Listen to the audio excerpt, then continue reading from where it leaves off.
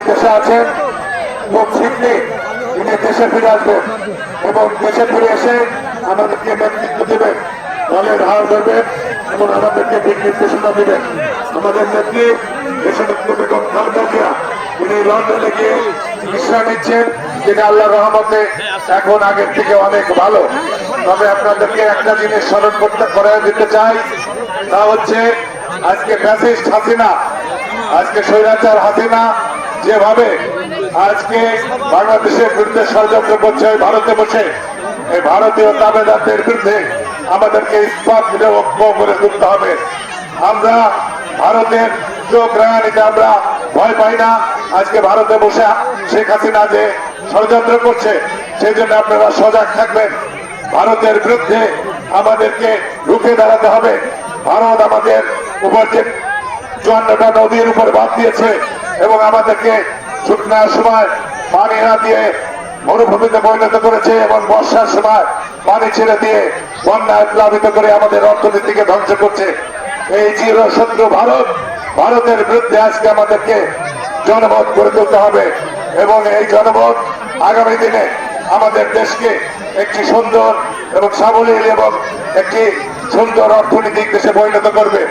ইতিমধ্যেই আমরা এই সরকারকে সমর্থন দিয়েছি এবং সরকারকে আমরা বলতে চাই, অনতিবিলম্বে নির্বাচন দিয়ে বাকি যে সংস্কার করা প্রয়োজন দেশে, সেই সংস্কারগুলো করার ব্যবস্থা করে দিবেন।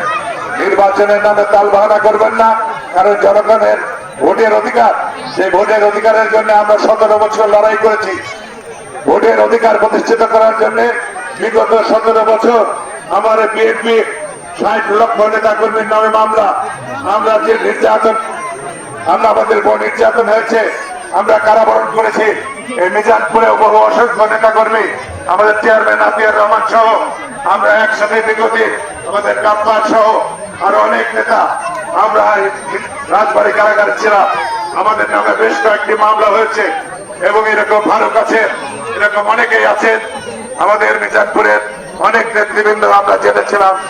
আমরা সেই জন্য বলতে চাই, আমাদের জাকির ছিল, আমাদের জেলে থাকার একটাই কারণ ছিল, সেটা হচ্ছে আমরা ভোটের জন্য লড়াই করেছিলাম। আমরা ভোট চেয়েছিলাম, শেখ হাসিনা ভোট না দিয়ে আমাদেরকে কারাগারে নিক্ষেপ করেছিল। সেই জন্য আমরা এই সরকারকে বলতে চাই, অনতি বিলম্বে ভোটের ব্যবস্থা করে জনগণের ক্ষমতা জনগণের হাতে দিবেন এবং রাষ্ট্রকে আজকে ঠিকভাবে পরিচালনা করার জন্য জনগণের ম্যান্ডেট নিয়ে যারা ক্ষমতা যাবে তারা বিভিন্ন সংস্কার করবে। আর আমি কথা বাড়াবো না, আমি মোনাজাত করার জন্য, দোয়া করার জন্য নির্বাচিত সাবেক চেয়ারম্যান জনাব আতিয়ার রহমান, যুবদলের যুক্ত আহ্বায়ক কাউসার মাহমুদ, ছাত্র দলের নবীন মন্ডল সহ আমাদের গাজী মাসুদ সহ আমাদের থানা, জেলা, থানা, পৌর ইউনিয়নের নেতৃবৃন্দ সকলকে জেলা বিএনপির পক্ষ থেকে এই ইফতার মাহফিলে সকলে উপস্থিত হয়েছেন, সেজন্য আপনাদের প্রতি কৃতজ্ঞ।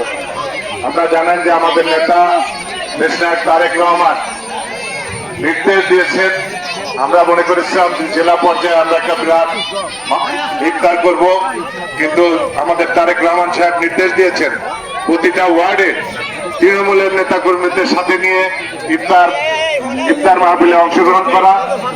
আমি আপনাদের কাছে বলতে চাই, বিগত 17 বছর আমরা এইভাবে ইফতার করতে পারি নাই। আমরা কোনো জায়গায় ঈদের জামাতে যেও ঠিকভাবে জামাত করতে পারি নাই, আমরা ঘরে থাকতে পারি নাই। আমাদের উপর এক নির্মম নির্যাতন, জুলুম, নিপীড়ন নেমে এসেছিল আল্লাহর তরফ থেকে। সেই ফ্যাসিবাদ ফ্যাসিস্ট শেখ হাসিনা আমাদের দেশ থেকে পালিয়েছে। সেই জন্য আমরা আল্লাহর কাছে অশেষ কৃতজ্ঞতা পোষণ করি যে আল্লাহ আমাদের মাথার উপর থেকে এই জালিমকে সরিয়ে নিয়ে গেছেন।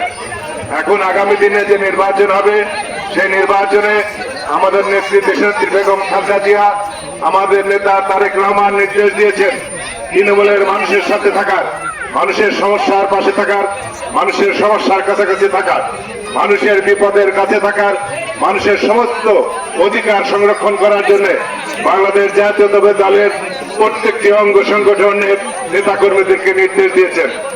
আমরা বিশ্বাস করি আগামী দিনে যে নির্বাচন হবে নভেম্বর, ডিসেম্বর, জানুয়ারির মধ্যে, সেই নির্বাচনে আমাদের নেতা রাজবাড়ী গণমানুষের নেতা আলীরাজ মাহমুদ খৈয়াম নমিনেশন পাবে এবং আমরা বিপুল ভোটে এই মিজানপুর থেকে 2001 সালে যেমন আমরা বিজয়ী করেছিলাম ঠিক তেমনি ভাবে আমরা ইনশাল্লাহ বিজয়ী করব সেই আশাবাদ ব্যক্ত করে আপনারা সকলে ইফতার মাহফিলে অংশগ্রহণ করেছেন এবং যারা আয়োজন করেছেন ওয়ার্ড বিএনপি